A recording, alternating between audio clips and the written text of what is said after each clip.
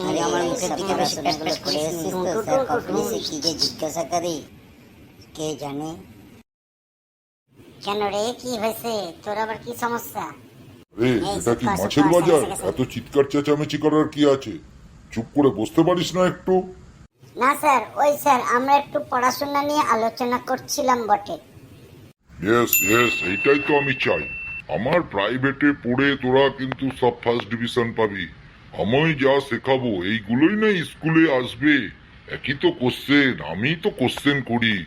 আরো পারলে আরো স্টুডেন্টকে নিয়ে আসবি, ঝাক্কাস করে দেবো মাইরি। হ্যাঁ, এইবার বল, গত মাসের টাকা কে কে দিয়ে দিয়েছিস? মানে আমার প্রাইভেটের টিউশন ফি। আচ্ছা স্যার, আমি দিয়ে দিয়েছি। কিরে ভেগো, তুই চুপচাপ বসে আছিস কেন? তুই কি দিসনি? না স্যার, সত্যি কথা বলতে কি স্যার, আমার দেয়া হয়নি স্যার, টাকাটা খরচ হয়ে গেছে। বাবা দিয়েছিল বটে আপনারে দেওয়ার জন্য, আমি পরের মাসে একসঙ্গে দিয়া দিব, একটু অ্যাডজাস্ট করে নেবেন। ওরে বাবা, আবার ইংলিশে কথা বলছিস? এটা তো আমি বাংলা, আমি তো বাংলার টিচার। তুই আবার অ্যাডজাস্ট? চল ঠিক আছে, অ্যাডজাস্ট আমি তোকেও করে নিচ্ছি। হ্যাঁ, পিছন বেঞ্চের ওই যে কাল্টু, কাল্টু তুই বল, মহাত্মা গান্ধী কে ছিল? আগে স্যার, মহাত্মা গান্ধী আমাদের জাতির জনক, খুব শান্তশিষ্ট, অহিংসা পরম ধর্ম মহাত্মা গান্ধী শিখিয়েছিল, কারোর সঙ্গে গন্ডগোল করতে নেই, এটাই মহাত্মা গান্ধী শিখিয়েছিলেন। গুড গুড, খুব ভালো পড়াশোনা করছিস কাল্টু তুই। হ্যাঁ বেগো, তুই এবার বল, মহাত্মা গান্ধী মানে গান্ধীজির ভাইয়ের দাদার ছেলের নাম কি ছিল? স্যার ওইটা তো জানা নাই, আমি কালকে খুঁজে এসে অবশ্যই বইলা দেব। এইটাও জানিস না? হারামজাদা কোথাকারে, দাঁড়া দেখ।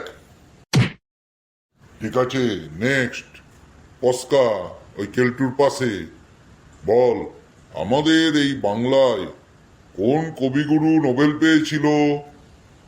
স্যার কবিগুরু রবীন্দ্রনাথ ঠাকুর গীতাঞ্জলি লিখেছিলেন বলে নোবেল প্রাইজ পেয়েছিলেন। Good good, very good. এইবার ভেগো তুই বল, কবিগুরুর নোবেলটা কে চুরি করেছিল? স্যার কি সর্বনেশে কোশ্চেন আমারে জিজ্ঞাসা করলেন, আজ অবধি পুলিশ খুঁজে পাইলো না, আমি কি করে খুঁজে পাই বলুন তো, নোবেলটা কে চুরি করলো? এটাও তুই জানিস না? নে আর একটা থাপ্পড় খা। স্যার আমি বলুন, কবিগুরুর নোবেলটা কে চুরি করেছিল? বল বল, আমি তো তোকেই জিজ্ঞাসা করতে যাচ্ছিলাম। স্যার কবিগুরুর নোবেলটা চোরে চুরি করেছিল স্যার। দেখ বাগা, দেখে শেখ, এরা কি সুন্দর পড়াশোনা করেছে। হ্যাঁ, পরের প্রশ্ন, রিকি তুই বল, বাংলার বছরের কটা মাস আছে?